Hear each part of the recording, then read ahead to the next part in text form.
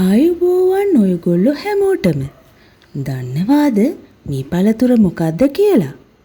ඉහළ ඖෂධීය වටිනාකමක් වගේම වාණිජ වටිනාකමකින්ද යුක්ත මේ පළතුර යුරෝපයේ ඉහළ මිල ගණන් වලට අලෙවි වෙනවා. මේ පළතුර විතරක් නෙමෙයි.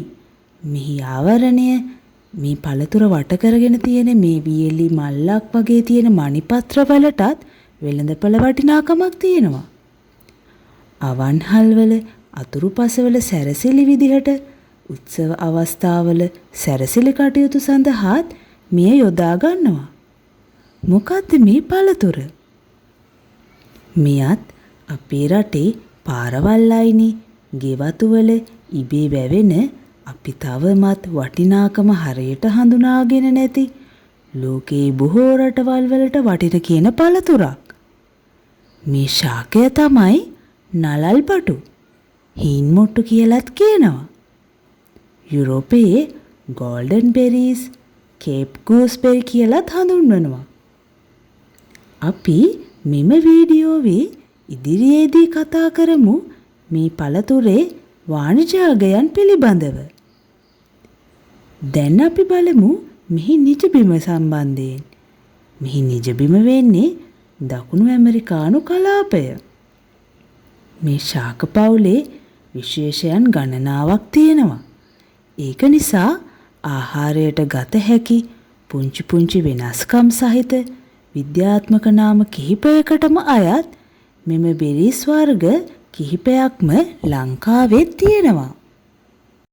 මෙම ශාකයේ ඖෂධීය වටිනාකම ඉතාමත්ම ඉහළයි. ඉදුණු පළතුර වගේම පත්‍රත් ආහාර විදිහට ඖෂධ විදිහට භාවිතා කරනවා.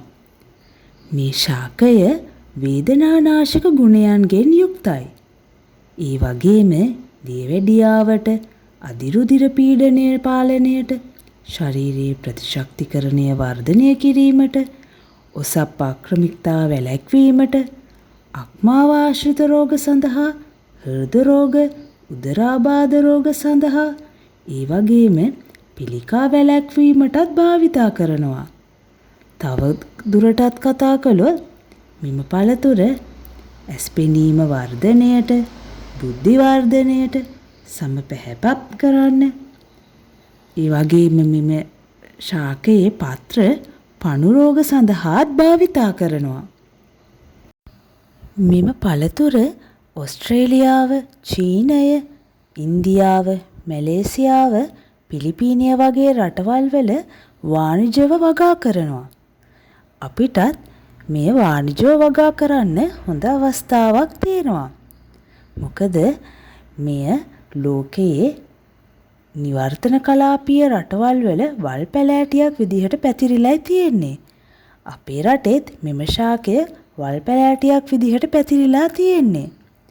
නමුත් අපිට මේ ලේසියෙන්ම ඉබේ වැවෙන මෙම පැලෑටිය වාණිජව වගා කරලා බොහෝ ආදායම් මාර්ග සලසා ගන්න පුළුවන්.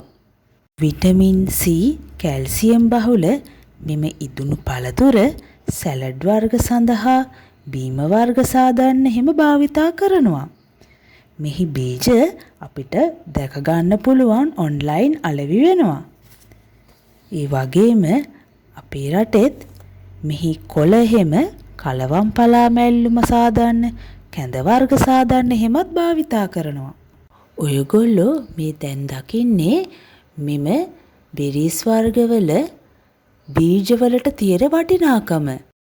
ලෝකයේ විවිධ රටවල් වලින් මෙම පළතුරෙහි බීජ අලෙවි වෙනවා. ඔයගොල්ලන්ට මෙහිදී බලා ගන්න පුළුවන්. සාමාන්‍යයෙන් බීජ 50ක ප්‍රමාණයක් $4ක් වගේ මුදලකට මෙහි අලෙවි වෙනවා. මෙම පළතුර වියලා වියලි පළතුරු විදිහට ඩ්‍රයි ෆෘට් එකක් විදිහට පැක් කරලා විකුණනවා. ඔයාලට මේ පේන්නේ එහි අගයන්. මෙම ශාකයේ මණිපත්‍රත් උත්සව අවස්ථාවල සැරසිලි විදිහට භාවිතා කරනවා. එවැනි වියලි තත්වයේ තියෙන මෙම ආවරණත් වෙනස්කම් වලට භාජනය කරලා විකිණීමට තබා තියෙන ආකාරය තමයි ඔබ මේ දකින්නේ. මේ නලල් බටු ශාකය කොයිතරම්නම් වටින කියන පළතුරක්ද කියන එක ඔයගොල්ලෝ දැන් දන්නවා. අපි ඉදිරියේදීත් මෙවැනිම වටිනා කියන පළතුරු ශාක සම්බන්ධ වීඩියෝ ගෙන එන්න බලාපොරොත්තු වෙනවා. එතෙක් ඔබට සුබ දවසක්. ගිහින් එන්නම්.